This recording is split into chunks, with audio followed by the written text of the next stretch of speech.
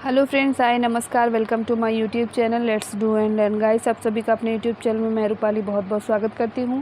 और आज मैं सीटेट के पेपर 2 का जो हिंदी का सब्जेक्ट है यानी हिंदी भाषा है उसके लिए प्रैक्टिस सेट लेकर आई हूं। और यहाँ पर पेडागॉजिकल जो क्वेश्चन है वो भी यहाँ पर एडेड हैं।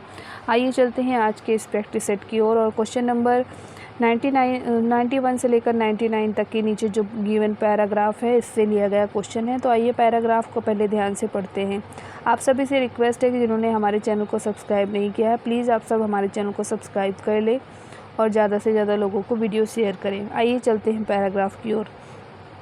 समूची स्वार्थी व अहम प्रेरित प्रवृत्तियों नकारात्मक हैं।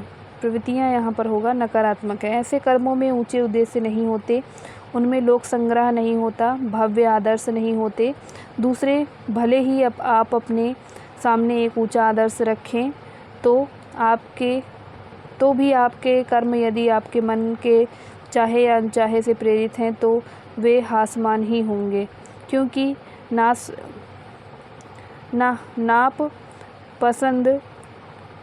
पसंद नापसंद से किए जाते कार्य वासनाओं को बढ़ाए बिना नहीं रहते। कोई काम आपको महज इस आधार पर नहीं करना चाहिए कि वह आपको पसंद है, उसी तरह कोई काम करने से आपको महज इस आधार पर नहीं कतराना चाहिए कि वह आपका मन चाहा नहीं है। कार्य का निर्णय बुद्धि विवेक के आधार पर होना चाहिए, मनचली भावनाओं तुनक मिजाजी के आधार पर कतई नहीं।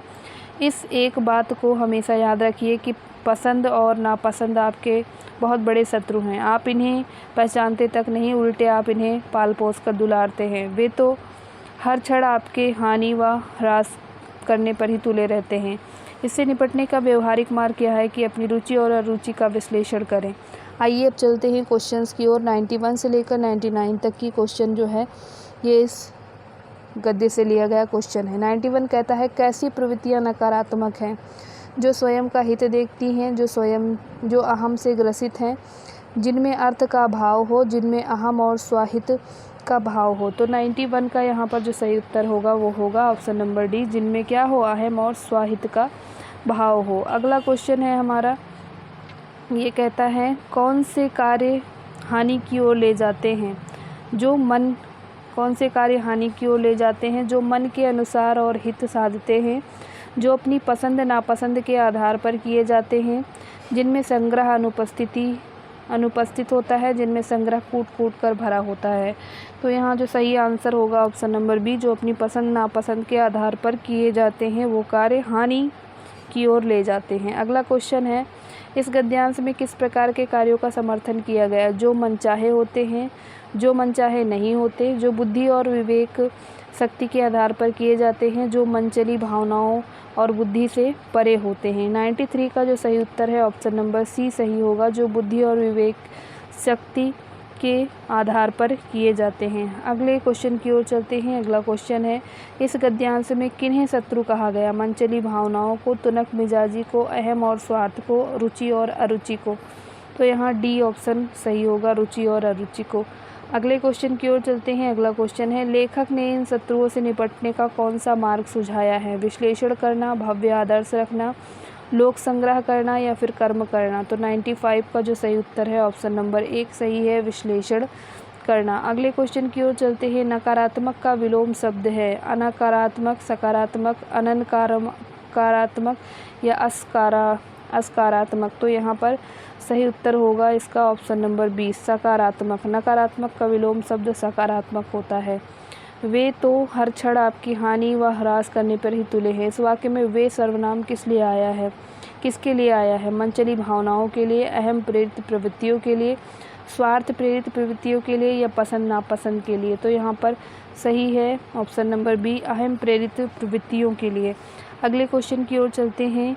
किसी शब्द में ना उपसर्ग का प्रयोग नहीं किया जा सकता? काबिल, हाजिर, पसंद या फिर वाकिफ। तो यहाँ पर जो सही उत्तर है 98 का वो है ऑप्शन नंबर बी, इसमें ना उपसर्ग हम नहीं लगा सकते।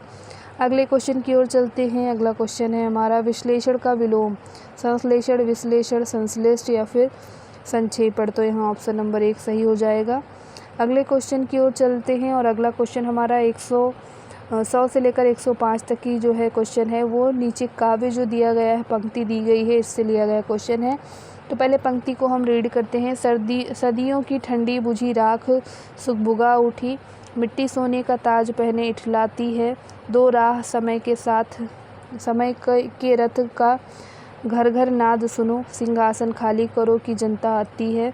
जनता हाँ मिट्टी के अबोध मूर्तें वही, जाड़े पाले की कसक सदा सहने वाली, जब अंग अंग में लगे सांप हो चूस रहे, तब भी ना कभी मुँह खोल दर्द कहने वाली। आइए इस काव्य के ऊपर जो प्रश्न हैं उनको सॉल्व करते हैं। तो पहला प्रश्न यहाँ पर 100 नंबर का है। ये कहता है काव्य के किस जनता की ओर संकेत किया गया। काव्य में किस जनता की ओर, यहाँ और नहीं होगा और होगा, संकेत किया गया है। जिसे बोध है, जिसे सांप काटते हैं, जो खेत खलिहानों कारखानों में काम करती हैं, जो रथ चलाती हैं। तो यहाँ इस क्वेश्चन का सही उत्तर होगा जो खेत खलिहानों में कारखानों में काम करती हैं। अगला क्वेश्चन है हमारा समय के रथ का घर घर नाद सुनो। इस पंक्ति का आशय क्या है कि समय अब बदल रहा है, समय का रथ बढ़ रहा है, समय कोलाहल कर रहा है, समय ने युद्ध नाद बजा दिया। तो 101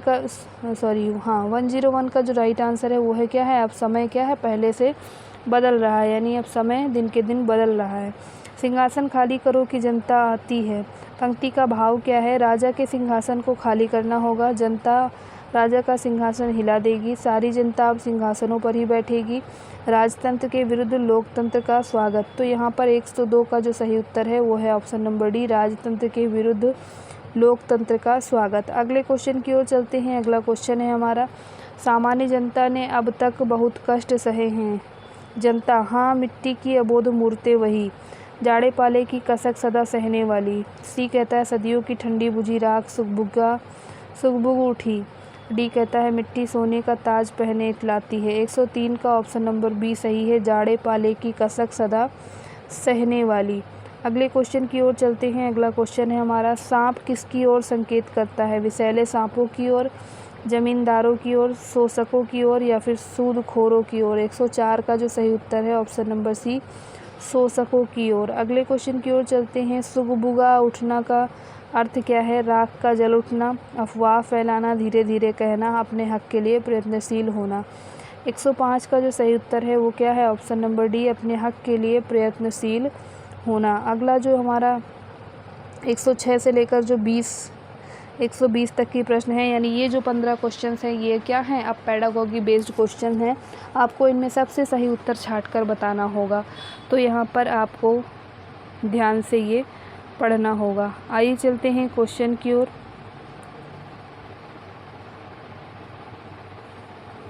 गाइस यहाँ पर क्वेश्चन नंबर 106 प्रिंट नहीं हुआ है तो हम इसको छोड़ देंगे। आगे बढ़ते हैं, 107 से सॉल्व करते हैं। 107 क्या कहता है, तो ये कहता है कि सुनी पढ़ी और समझी हुई भाषा को सहज और स्वाभाविक लेखन द्वारा अभिव्यक्त करने की जो क्षमता है को विकास करने में निम्नलिखित में कौन सहायक है। औपचारिक पत्र लेखन, किसी पढ़ी हुई कहानी को संक्षेप में लिखना, सुनी देखी पढ़ी घटना को अपने शब्दों में लिखित रूप में अभिव्यक्त करना, और मेरा प्रिय विद्यालय विषय पर निबंध लिखना।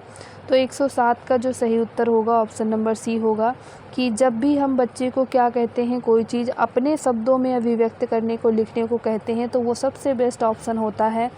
तो यहाँ पर जब इस बात को ध्यान रखें कि जब बच्चे को आप फ्रीडम देंगे कि वो अपनी लैंग्वेज में, अपनी भाषा में व्यक्त करे, तो वो सबसे राइट आंसर होगा। अगले क्वेश्चन की ओर चलते हैं। अगला क्वेश्चन है भाषा के संदर्भ में स्कूली जीवन का यह उच्च प्राथमिक चरण डैश डैश और डैश बोध के विकास की दृष्टि के अत्यंत महत्वपूर्ण है।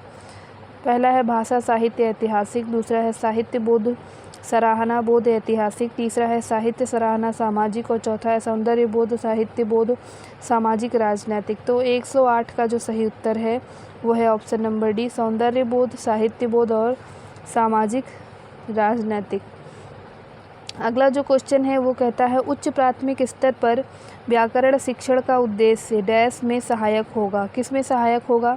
व्याकरण की परिभाषाओं को कंठस्थ करने। आप जानते हैं जब भी कोई चीज़ लर्निंग की बात करेंगे, कंठस्थ करने की बात करेंगे, वो ऑप्शन पहले ही गलत हो जाएगा।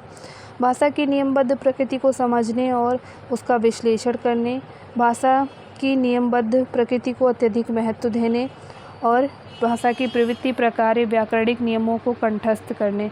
तो यहाँ जो 109 का जो सही उत्तर होगा वो होगा ऑप्शन नंबर बी, नियमबद्ध प्रकृति को समझने और उसका विश्लेषण करने। आगे चलते हैं अगले क्वेश्चन की ओर। अगला क्वेश्चन है हमारा उच्च प्राथमिक स्तर पर हिंदी भाषा के लिए कौन सी गतिविधि उपयोगी नहीं हो सकती? पहला है पढ़ी गई कहानियों का समूह में नाट्य रूपांतरण। दूसरा है विज्ञापनों, पोस्टरों, साइन बोर्ड और भाषा के अन्य उपयोगों का विश्लेषण करना। मुहावरों के अर्थ लिखकर वाक्य करना। सूचना डायरी लेखन, विज्ञापन लेखन आदि यहाँ पर करवाना। तो यहाँ पर 110 का जो सही उत्तर है वो है ऑप्शन नंबर सी, मुहावरों के अर्थ को लिखकर वाक्य करना। आगे चलते हैं अगले क्वेश्चन की ओर। उच्च प्राथमिक स्तर पर व्याकरण शिक्षण की सर्वाधिक उचित विधि क्या है? निगमन विधि, आगमन विधि, भाषा संसर्ग विधि या सूत्र विधि? तो 111 का जो सही उत्तर है वो क्या है? आगमन विधि। आगमन विधि यहाँ पर सबसे सर्वाधिक उपयुक्त विधि है। अगला क्वेश्चन है हमारा बच्चों का भाषाई विकास सर्वाधिक रूप से निर्भर करता है पाठ्य पुस्तक पर, समृद्ध भाषा परिवेश पर, आकलन की औपचारिकता पर या फिर संचार माध्यमों पर? तो 112 का जो सही उत्तर है वो है ऑप्शन नंबर बी, समृद्ध भाषा परिवेश पर। आगे चलते हैं अगले क्वेश्चन की ओर। अगला क्वेश्चन है हमारा ये कहता है उच्च प्राथमिक स्तर पर यह जरूरी है कि बच्चे समाचार पत्र में छपी किसी खबर, लेख या कही गई बात का निहितार्थ समझें, अपनी पाठ्य पुस्तक के सभी पाठ का अभ्यास करें, भाषा के आकलन के लिए की जाने वाली सभी गतिविधियों में समान रूप से हिस्सा लें, भाषा के अतिरिक्त अभ्यास करें और परियोजना कार्य में इंटरनेट का प्रयोग करें। तो यहाँ पर 113 का जो सही उत्तर है ऑप्शन नंबर 1, समाचार पत्र में छपी किसी अखबार, किसी खबर, लेख या कही गई बात का निहितार्थ वो समझ सके। आगे चलते हैं अगले क्वेश्चन की ओर। अगला क्वेश्चन कहता है भाषा सीखने का अर्थ उस भाषा की डैश सीखना भी है क्योंकि भाषा किसी भी डैश का अभिन्न हिस्सा होती है। बारीकी व्याकरण, नियमबद्धता व्याकरण, ऐतिहासिकता इतिहास और संस्कृति।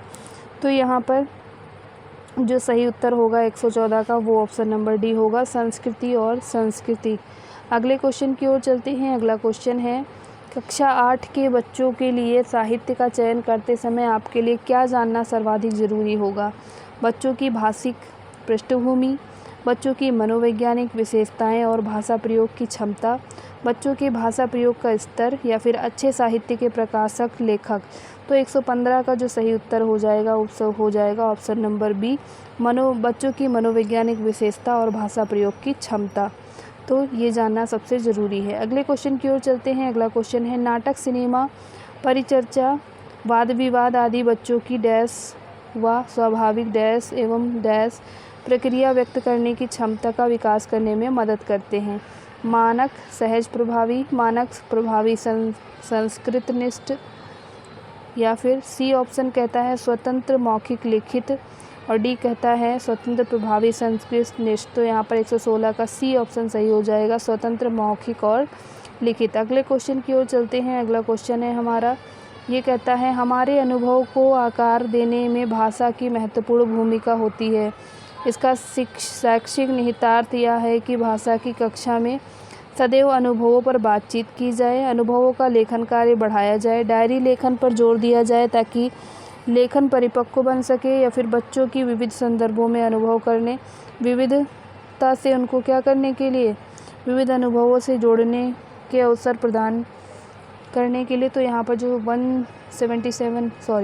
117 का जो राइट आंसर है वो है ऑप्शन नंबर डी, बच्चों को विविध संदर्भ में अनुभव करने, विविध अनुभवों से स्वयं को जोड़ने के लिए अवसर यहाँ पर दिए जाने चाहिए। 117 का ऑप्शन नंबर डी यहाँ पर सही है। अगले क्वेश्चन की ओर चलते हैं। अगला क्वेश्चन है मुदिता 8वीं कक्षा में हिंदी भाषा पढ़ाती हैं। कविता के भाव के बारे में बातचीत करते समय आप उन्हें किस बात के प्रति सचेत रहने की सलाह देंगे। कविता में अलंकार रस पर विशेष बल दिया जाए। कविता का एक निश्चित भाव अर्थ नहीं हो सकता। कविता को गद्य में परिवर्तित करवाने वाली गतिविधि कविता शिक्षण का अनिवार्य पक्ष है। कविता की भाषा व्याकरण पर विशेष बल दिया जाए। 118 का जो सही उत्तर है वो है ऑप्शन नंबर बी, कविता का एक निश्चित भाव अर्थ नहीं हो सकता। अगले क्वेश्चन की ओर चलते हैं। अगला क्वेश्चन है हमारा, हिंदी भाषा का आकलन करते समय पोर्टफोलियो बच्चों के बारे में यह बताता है कि वे क्या जानते हैं। क्रमशः उनकी प्रगति किस प्रकार हो रही है, उनकी प्रगति में माता पिता की भूमिका कैसी है, उनकी प्रगति में शिक्षकों की भूमिका कितनी है। 119 का ऑप्शन नंबर बी सही है, क्रमशः उनकी प्रगति किस प्रकार हो रही है। आज के इस प्रैक्टिस सेट का अंतिम प्रश्न, किस साहित्यिक विधा को पढ़ाते समय आप सस्वर पठन पर अनिवार्यतः बल देंगे। जीवनी, यात्रा वृत्तांत, आत्मकथा या एकांकी। तो यहाँ पर 120 आत्मकथा जब पढ़ाएंगे तो आप क्या करेंगे कि सस्वर वाचन पर बल देंगे। तो ये था आज का हिंदी का प्रैक्टिस सेट। आप सभी जो सीटेट का लेवल 2 दे रहे हैं उन सभी के लिए वीडियो कैसी लगी कमेंट बॉक्स में कमेंट करके ज़रूर बताएं। कोई क्वेरी हो तो वो भी आप हमें कमेंट बॉक्स में लिख सकते हैं और चैनल को सब्सक्राइब करना ना भूलें। Thank you for watching. नमस्कार, जय हिंद।